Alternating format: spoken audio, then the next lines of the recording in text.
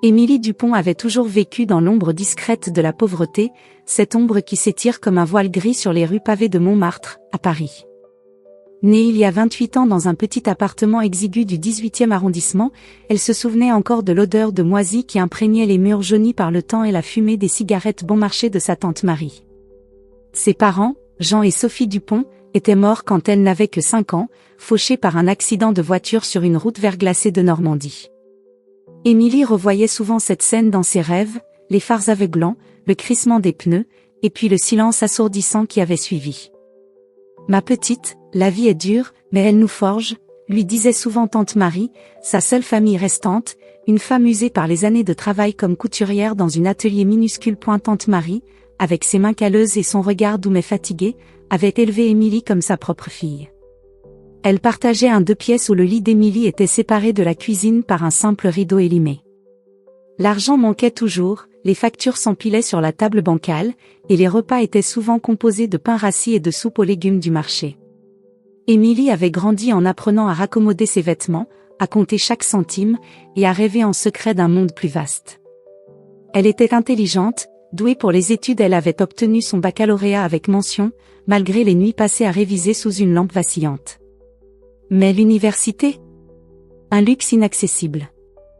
À la place, elle avait trouvé un emploi de secrétaire dans une petite agence immobilière, où elle tapait des contrats toute la journée, les doigts engourdis par le froid hivernal qui s'infiltrait par les fenêtres mal isolées. Ce qui la définissait le plus, au-delà de sa pauvreté, c'était sa pureté intacte.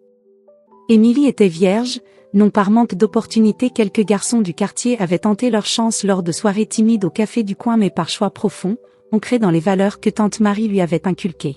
« Ma chérie, garde ton cœur et ton corps pour quelqu'un qui te méritera vraiment », lui répétait sa tante lors de leur soirée confidence, assise sur le balcon minuscule, à regarder les lumières de Paris scintiller au loin. Émilie hochait la tête, les joues rosies par l'émotion. Elle imaginait l'amour comme dans les vieux films en noir et blanc qu'elles regardaient ensemble, passionnés, respectueux, éternels. Pas comme ces relations éphémères qu'elle voyait autour d'elle, chez ses collègues qui se plaignaient de cœurs brisés et de factures partagées. Non, Émilie croyait en l'innocence préservée, en cette flamme intérieure qui la rendait fière malgré tout. Mais la vie, cette traîtresse, avait d'autres plans. C'était un mardi pluvieux de septembre quand tout avait basculé. Émilie, endettée jusqu'au cou après l'hospitalisation coûteuse de tante Marie pour une crise cardiaque, avait répondu à une annonce discrète dans un journal local, agence matrimoniale pour alliances discrètes et avantageuses. Elle n'y croyait pas vraiment, mais les dettes s'accumulaient, plus de 5 000 € pour les soins médicaux, et son salaire misérable de 1 200 € par mois ne suffisait plus. « C'est peut-être une chance, ma tante », avait-elle murmuré en remplissant le formulaire en ligne, les larmes aux yeux. L'agence, spécialisée dans les mariages arrangés pour des raisons pratiques, l'avait contactée rapidement. « Vous êtes charmante, mademoiselle Dupont, et nous avons un client idéal, un homme d'affaires influent cherchant une épouse stable pour des raisons familiales. » Alexandre Beaumont entra dans sa vie comme un ouragan de luxe et de froideur. À 35 ans, il était le PDG de Beaumont Tech, une multinationale spécialisée dans les logiciels de cybersécurité, valorisée à des millions d'euros.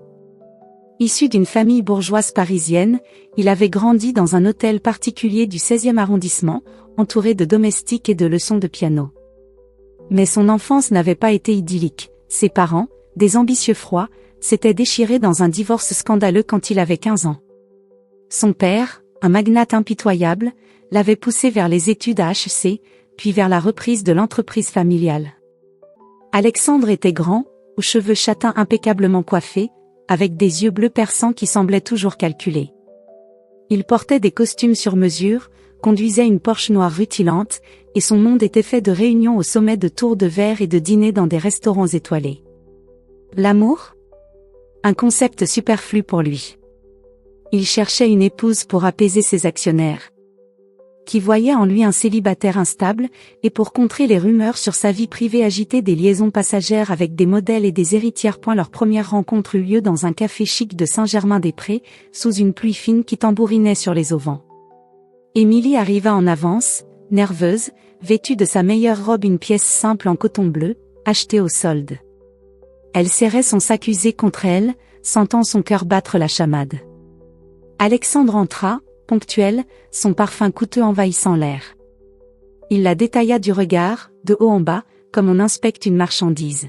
« Mademoiselle Dupont, enchantée », dit-il d'une voix suave mais distante, en s'asseyant sans un sourire chaleureux. Émilie rougit, balbutiant un « bonjour, monsieur Beaumont ». La conversation fut brève, pragmatique. Il parla de son entreprise, de ses voyages à New York et Tokyo, de la nécessité d'une union stable. Elle, timidement, évoqua son travail modeste et sa tante malade. « Vous êtes issu d'un milieu modeste, n'est-ce pas ?» demanda-t-il soudain, ses yeux plissés. Émilie sentit une pointe de malaise. « Oui, mais je suis travailleuse et honnête », répondit-elle, la voix tremblante. Il hocha la tête, un sourire en coin qui n'atteignait pas ses yeux. « Parfait. Dans mon monde, l'apparence compte, mais la discrétion plus encore. Vous saurez vous adapter ?» Ce fut le premier indice de son mépris voilé, cette façon de la jauger comme une employée potentielle plutôt qu'une future épouse. Pourtant, désespérée, Émilie accepta la proposition qui suivit, un mariage rapide, avec une dot reversée pour ses dettes. « C'est une alliance mutuellement bénéfique », conclut-il en signant les papiers préliminaires. En rentrant, Émilie pleura dans le métro, se demandant si elle vendait son âme. Le mariage eut lieu 3 semaines plus tard, dans une salle privée d'un hôtel luxueux du Marais.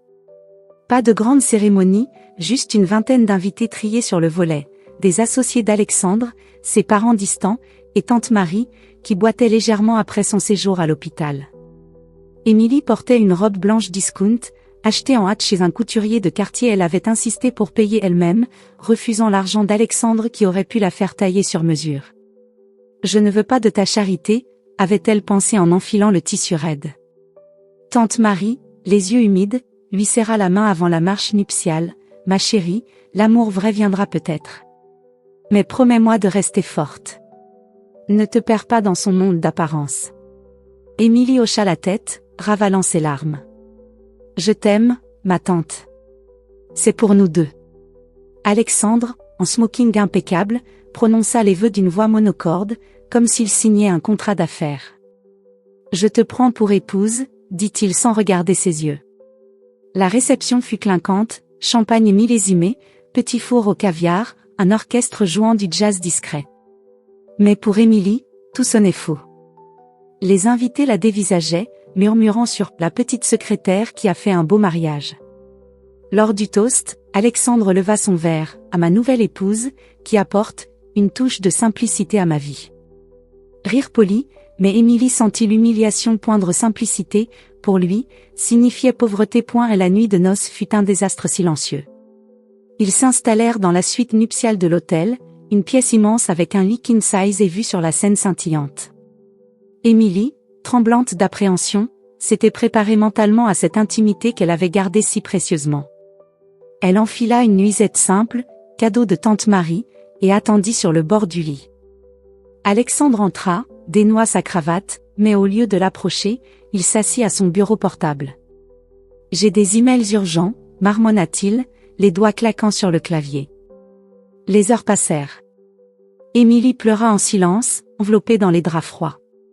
À l'aube, il se leva sans un mot, se doucha et partit pour une réunion.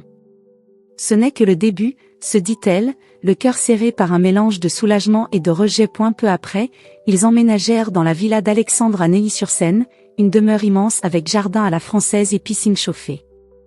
Pour Émilie, c'était un autre monde, des sols en marbre, des domestiques en uniforme qui la saluaient avec une politesse distante. Madame Beaumont, l'appelait-il, mais elle se sentait comme une intruse. La gouvernante, une femme d'une 50aine d'années nommée Claire, lui montra les lieux avec un sourire forcé. « Monsieur est très occupé, madame. Il dîne souvent dehors. » Émilie erra dans les couloirs vides, touchant les vases en porcelaine, se sentant minuscule. Le soir, tante Marie appela sur son nouveau portable un cadeau d'Alexandre, froidement remis. « Comment vas-tu, ma fille ? Ce luxe ne te change pas, j'espère. » Émilie soupira, la voix brisée. « C'est beau, mais vide, ma tante. Il ne me voit même pas. Hier soir, lors du dîner avec ses amis, il a ri de mes origines. Émilie vient d'un milieu modeste, a-t-il dit, comme si c'était une blague. Tante Marie s'indigna. Résiste, ma chérie. Tu vaux plus que son argent. Souviens-toi de qui tu es. Et garde ton cœur pur, ne le laisse pas te briser. Mais le déclencheur vint lors d'un dîner d'affaires, une semaine plus tard. Alexandre avait invité des partenaires investisseurs dans leur villa. Émilie, habillée d'une robe prêtée par une styliste trop serrée, trop voyante, servit de faire valoir. Assise à table, elle écouta les conversations sur des fusions à millions. Puis, Alexandre, un verre de vin à la main, se tourna vers elle avec un sourire cruel. « Messieurs, ma femme est un exemple de ascension sociale. Issue d'un quartier populaire, vierge de tout luxe et de bien d'autres choses, d'ailleurs. » Rires étouffés. Émilie blêmit, les joues en feu. « Alexandre, s'il te plaît, murmura-t-elle. » Il continua, « Une pauvre fille comme toi n'a rien à faire ici sans moi, n'est-ce pas? » Mais elle apprend vite.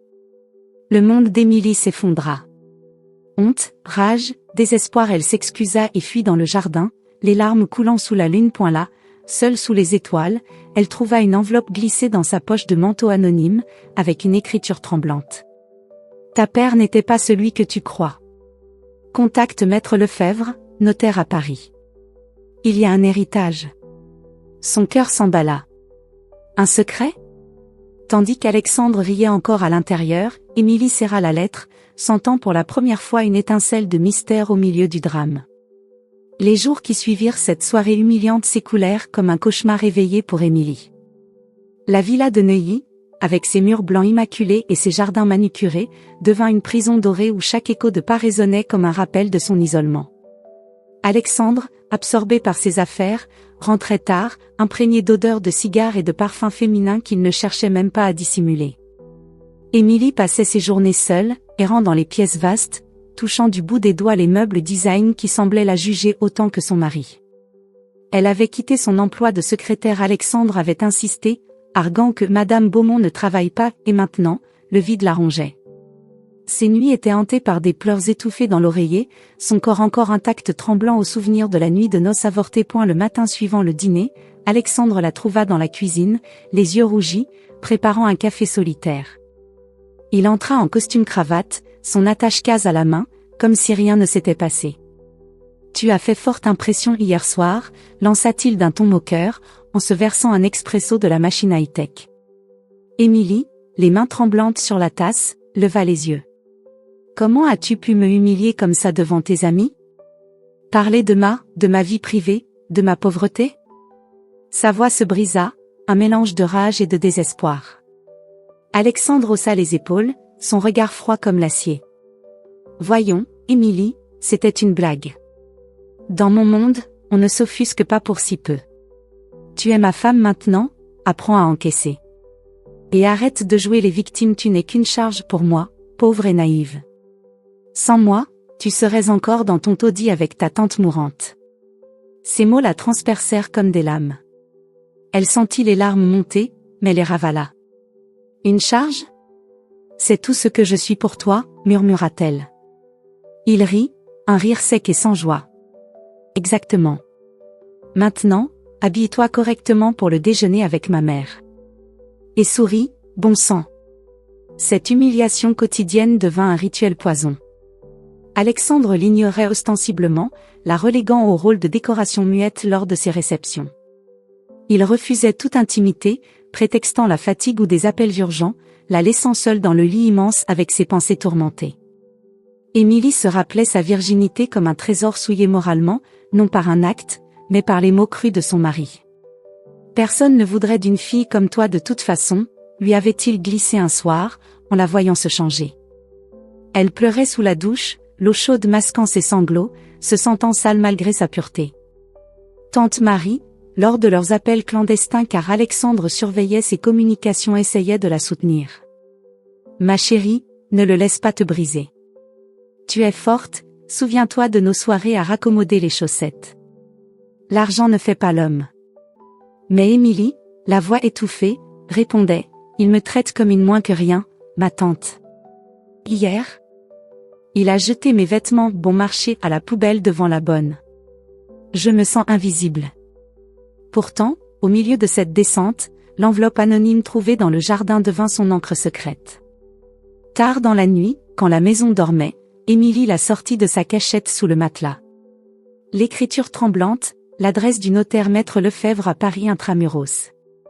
Mon père, un héritage, se murmurait-elle, le cœur battant.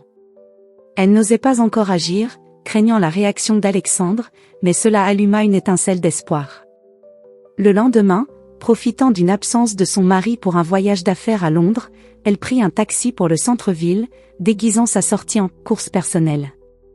L'étude notariale était un bureau discret rue de Rivoli, avec des piles de dossiers jaunis et une odeur de papier ancien. Maître Lefebvre, un homme grisonnant d'une soixantaine d'années, aux lunettes épaisses et au ton mesuré, l'accueillit avec surprise. Madame Beaumont? Dupont de naissance, c'est cela? Émilie hocha la tête, les mains moites. Cette lettre, elle vient de vous? Il soupira, refermant la porte. Non, mais je sais de quoi il s'agit. Votre père, Jean Dupont, n'était pas l'ouvrière modeste que vous croyez. Il était associé dans une entreprise de tech naissante dans les années 90, avec un certain Beaumont père. Le choc la figea.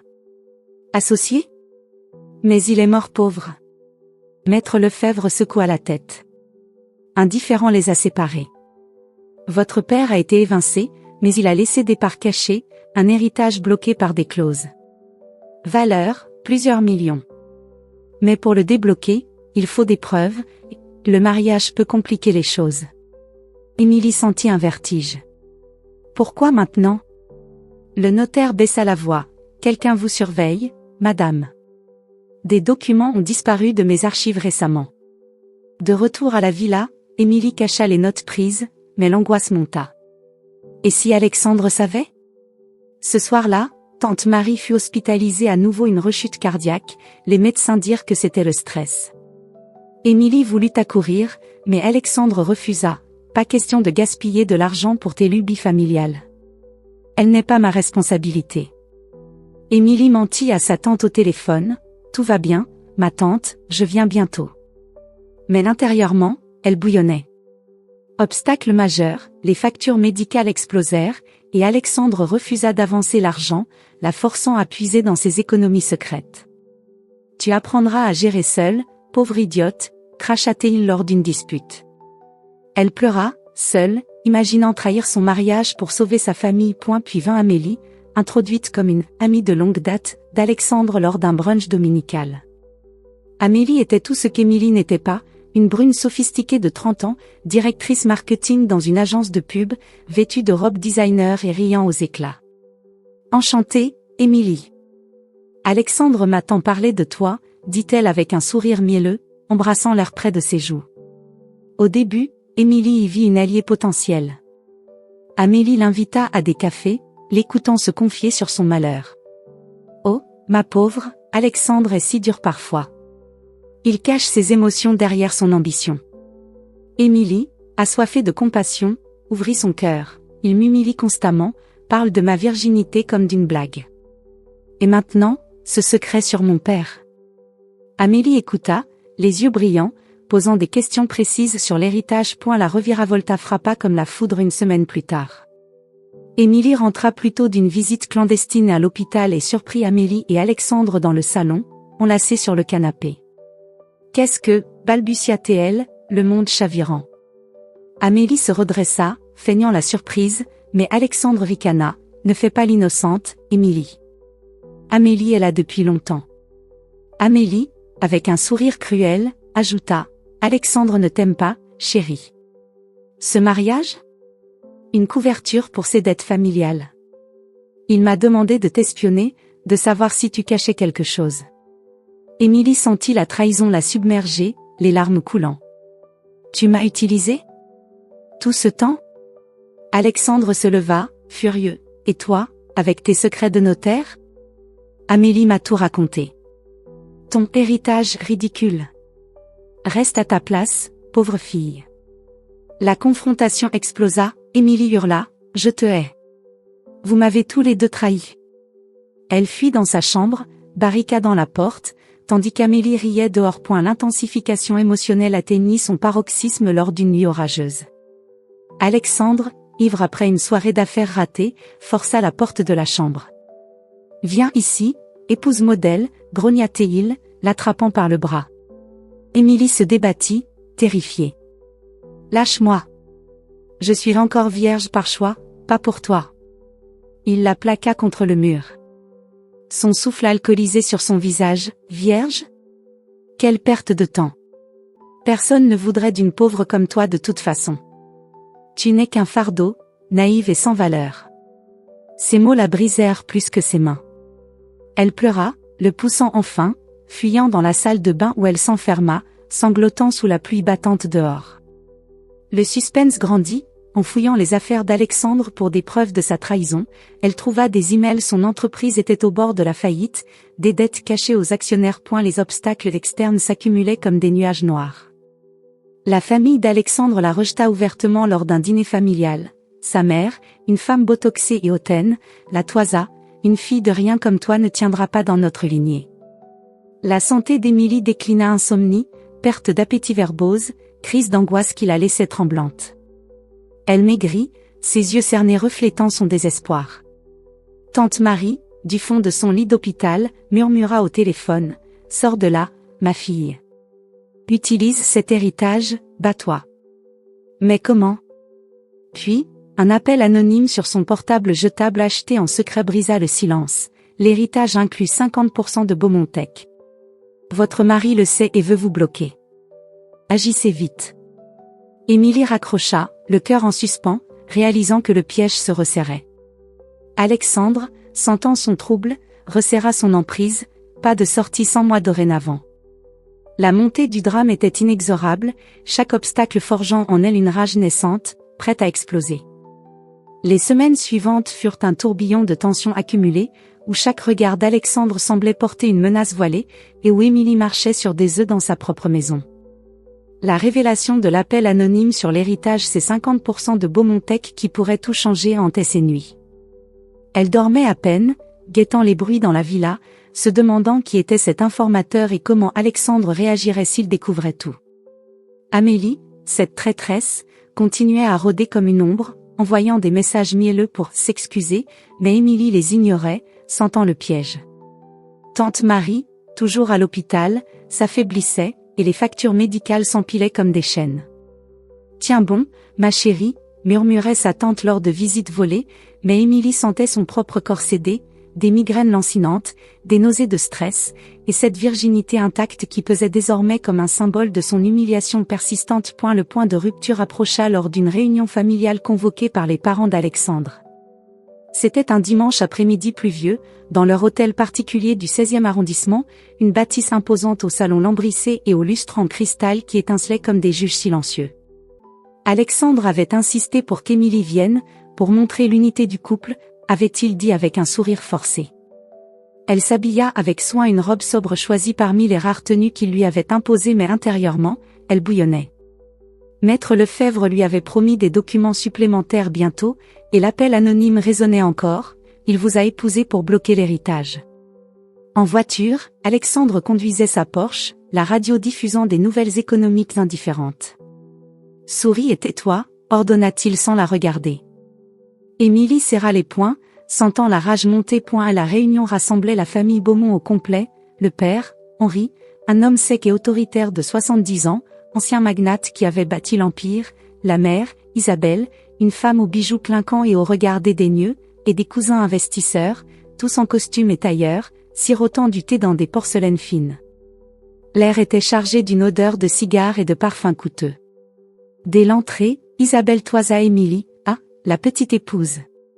Toujours aussi, modeste. Alexandre rit, posant une main possessive sur son épaule.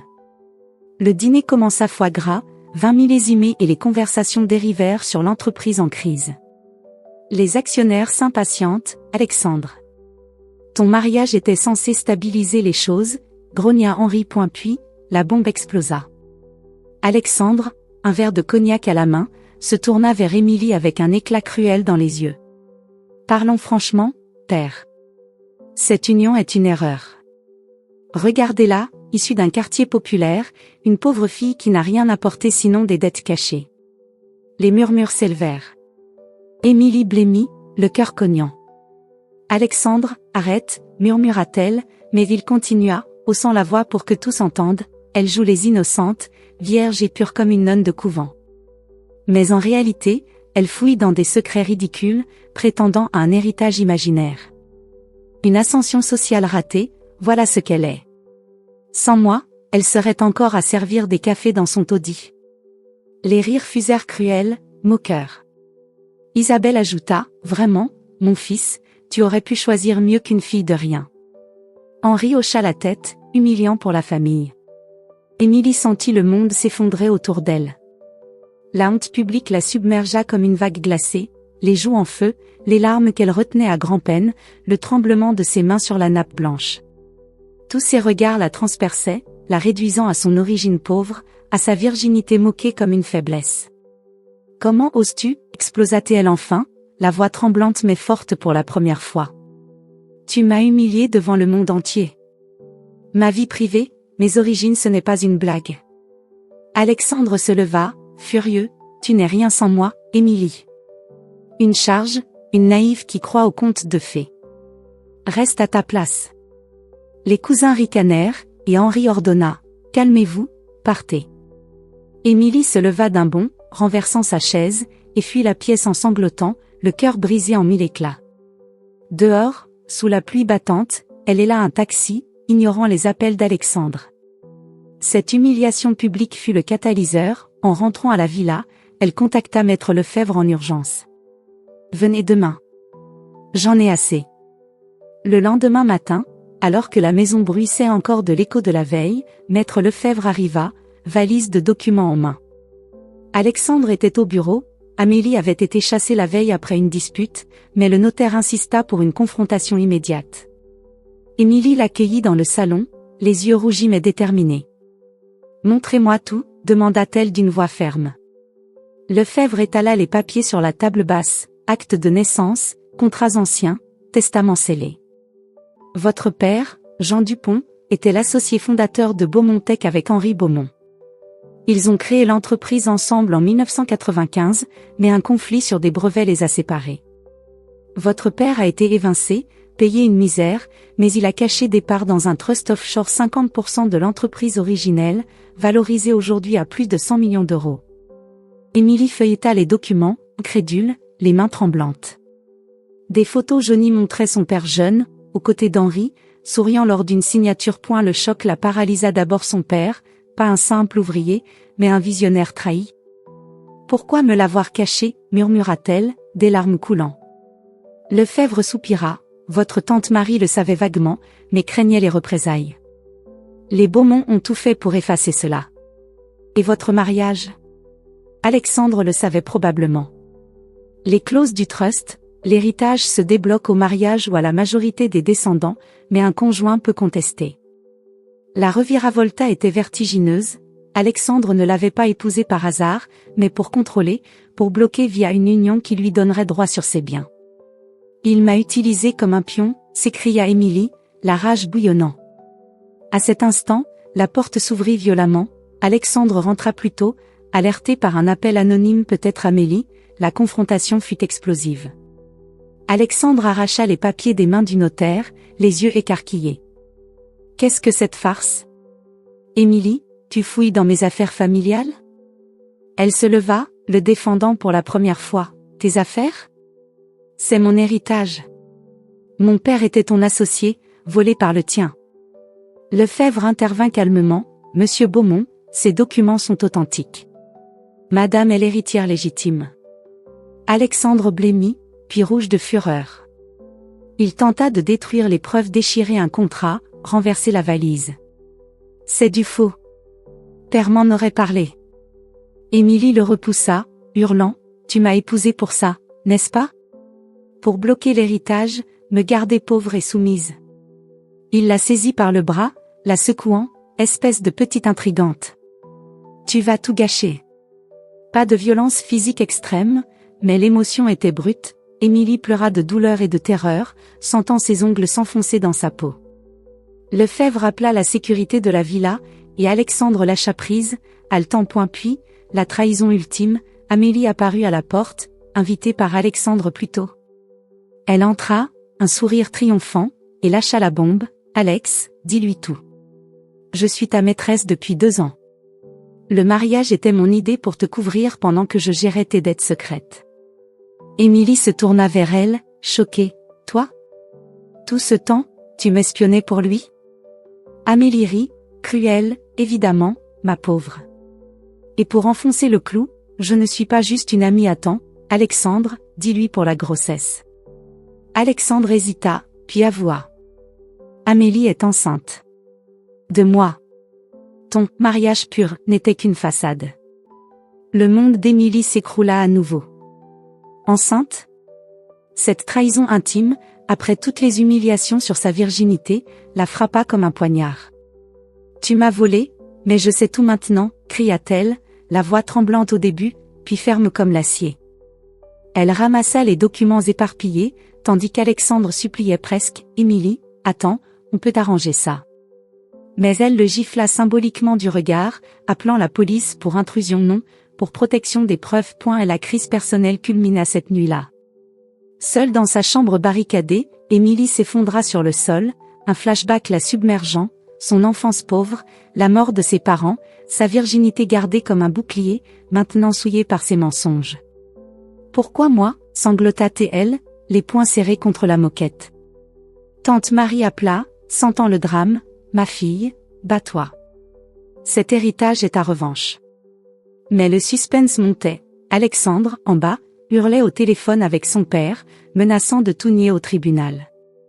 Émilie trouva un enregistrement secret sur son téléphone des aveux d'Amélie et réalisa qu'Alexandre cachait plus, des fraudes fiscales liées à l'entreprise. Le pic de tension arriva 2 jours plus tard, quand les médias s'en mêlèrent.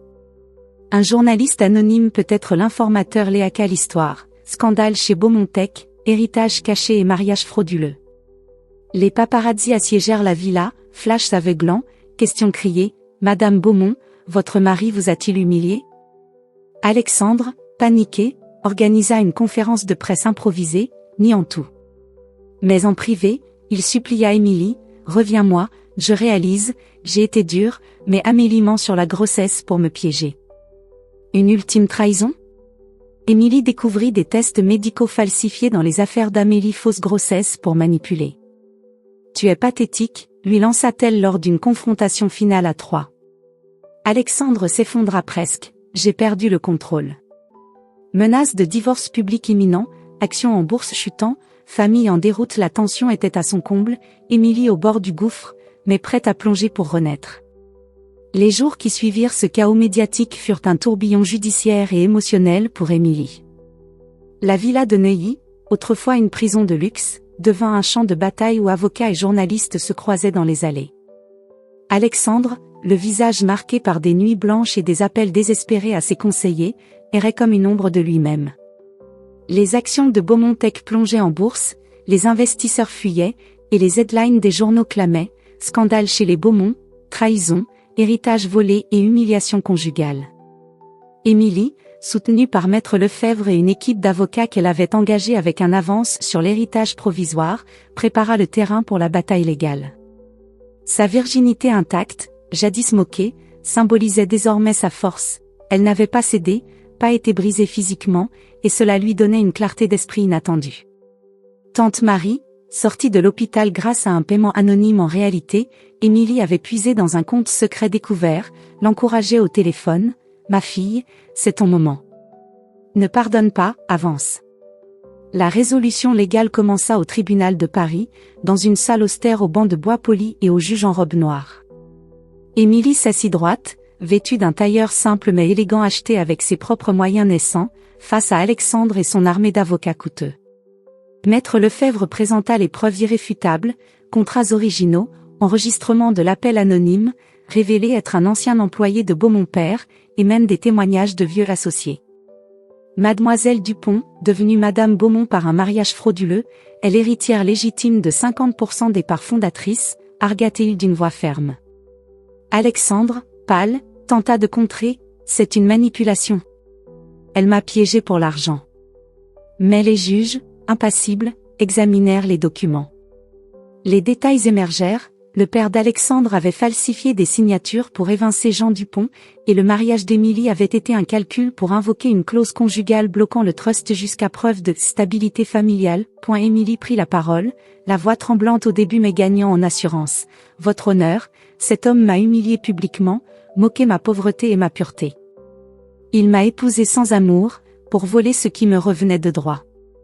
J'ai souffert en silence, mais aujourd'hui, je réclame justice. Les larmes coulèrent, mais elles étaient libératrices, pas de désespoir. Alexandre, confronté aux preuves, craqua en audience. Je savais pour l'héritage. Père m'avait averti. Mais Émilie, je pensais que... Le juge l'interrompit. Après des heures de délibéré, le verdict tomba comme un coup de tonnerre, héritage accordé à Émilie en totalité, mariage annulé pour vice de consentement, et divorce prononcé avec compensation pour dommages moraux. Alexandre fut ruiné, ses parts diluées, des amendes pour fraude potentielle. En sortant du tribunal, sous les flashs des photographes, Émilie serra la main de Lefebvre. C'est fini. J'ai gagné. Alexandre tenta une dernière approche émotionnelle, l'attendant dehors sous une pluie fine. Il pleuvait comme lors de leur première humiliation, un symbole poignant. Émilie, attends, supplia-t-il, les yeux rougis, sans son arrogance habituelle. Je réalise maintenant, des jours après t'avoir humilié au dîner, puis au fil des mois, ce que j'ai perdu. Toi, ta pureté, ton cœur. J'étais aveuglée par l'ambition, par les pressions familiales. Amélie était une erreur, la grossesse un mensonge pour me manipuler moi aussi. Émilie s'arrêta, le regardant avec pitié plus qu'avec haine. Tu m'as traité comme une moins que rien, Alexandre. Tu as ri de ma virginité, de ma pauvreté, devant le monde. Maintenant, tu es seule avec tes regrets. Adieu. Elle monta dans sa voiture, une berline modeste louée, laissant Alexandre brisé sur le trottoir, réalisant trop tard la valeur de ce qu'il avait méprisé. Il murmura pour lui-même, j'ai perdu la seule chose pure de ma vie, mais elle était déjà partie. La reconstruction personnelle d'Émilie fut un processus lent et émouvant, comme une renaissance après l'orage. Avec l'héritage, plus de 100 millions débloqués après taxes et frais, elle paya d'abord les soins de tante Marie, l'installant dans un appartement confortable près de chez elle, à Paris. Ma chérie, tu es une phénix, dit sa tante en l'étreignant, les larmes aux yeux. Émilie créa une fondation, Dupont pour l'espoir, dédiée aux femmes pauvres et humiliées, offrant bourse d'études et soutien psychologique. J'ai souffert de la trahison et des secrets familiaux, je ne veux pas que d'autres endurent cela, expliqua-t-elle lors de l'inauguration, face à un parterre de journalistes. Elle engagea des thérapeutes pour elle-même, affrontant ses traumas, nuit où elle revivait les humiliations, mais apprenant à transformer la douleur en force. Sa virginité, préservée, devint un choix fier, je attends l'amour vrai, pas imposé. Une reviravolta douce illumina son chemin, lors d'un événement caritatif, elle rencontra Lucas, un avocat spécialisé en droit des femmes, un homme de 32 ans aux yeux doux et au sourire sincère. Il l'approcha timidement, votre histoire m'inspire, madame. Vous avez surmonté tant. Leurs conversations devinrent des dîners, des promenades le long de la Seine. Lucas respectait son passé, sa pureté, je ne presse rien, Émilie. L'amour se construit. Elle sentit un papillotement au cœur, un amour naissant, mais choisit l'indépendance d'abord. Je ne me remarie pas tout de suite, confia-t-elle à tante Marie. J'ai appris à me suffire. Pourtant, des larmes de joie coulèrent lors de leur premier baiser, sous les lumières de Noël libératrices, symbolisant une super-assao complète. Elle voyagea seule en Italie, redécouvrant sa joie enfantine, lisant des livres sur l'empowerment féminin. Et la confrontation finale avec Alexandre eut lieu des mois plus tard, par hasard dans un café neutre où il l'avait supplié de venir via un email repentant. Il était méconnaissable, costume froissé, entreprise vendue à bas prix, vivant dans un appartement modeste. Émilie, je te dois des excuses, commença-t-il, la voix brisée. Des jours après notre mariage, j'ai réalisé mon erreur, mais l'orgueil m'a aveuglée. L'humiliation que je t'ai infligée, pour ta pauvreté, ta virginité, c'était cruel. J'ai perdu tout, famille, fortune, et toi. Tu étais le joyau que je n'ai pas su voir.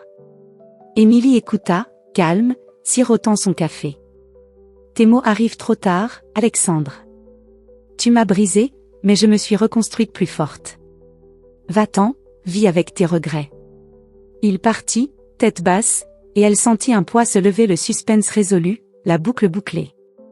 Amélie, disparue dans l'ombre, avait été exposée comme manipulatrice, son mensonge sur la grossesse la discréditant à jamais. Les leçons de vie émergèrent comme des perles d'un océan agité, dans les réflexions d'Émilie partagées avec sa fondation et dans ses journaux intimes. Ne jugez jamais quelqu'un par son argent ou ses origines, disait-elle souvent lors d'interviews.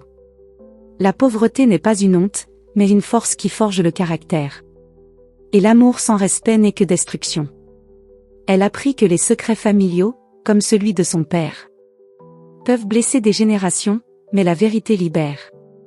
Face à la trahison conjugale, amicale, la super Asao vient de l'intérieur. J'ai gardé ma pureté non par faiblesse, mais par valeur personnelle. À toutes les femmes humiliées, levez-vous, votre valeur est infinie. Tante Marie, guérie, ajouta lors d'un dîner familial, l'innocence préservée est un bouclier, et l'argent mal gagné s'envole comme fumée. Le dénouement émotionnel se ferma sur une scène paisible. Émilie, un an plus tard, sur le balcon de son nouvel appartement avec vue sur la tour Eiffel. Lucas à ses côtés, tante Marie riant à une anecdote. Elle avait vendu une partie des parts pour investir dans des causes justes, vivant modestement malgré la fortune. La vie m'a pris mes parents, m'a donné un mariage sans amour, mais m'a rendu ma dignité, murmura-t-elle au vent. Des mariages sans amour mènent à la perte, mais la vérité et la résilience libèrent l'âme. Émilie regarda l'avenir, heureuse, son cœur enfin en paix, un témoignage inspirant pour toutes celles qui écoutent cette histoire. Si cette histoire dramatique de trahison, d'héritage et de supération vous a touché, mesdames, n'oubliez pas de vous abonner à notre chaîne YouTube pour plus de récits de vie émouvants comme celui-ci. Likez, commentez et activez la cloche pour ne rien manquer. À bientôt pour de nouvelles novelas captivantes.